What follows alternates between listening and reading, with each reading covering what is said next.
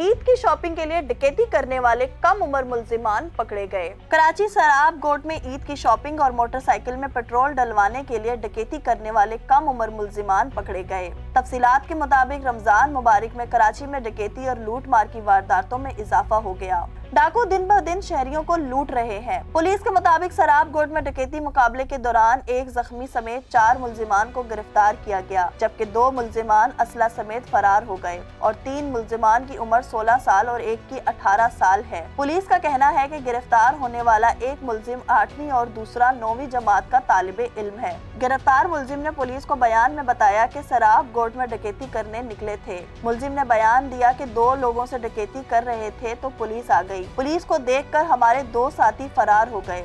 वारदात के बाद ईद की शॉपिंग करनी थी और मुलजिम के मुताबिक मोटरसाइकिल में पेट्रोल डलवाना था।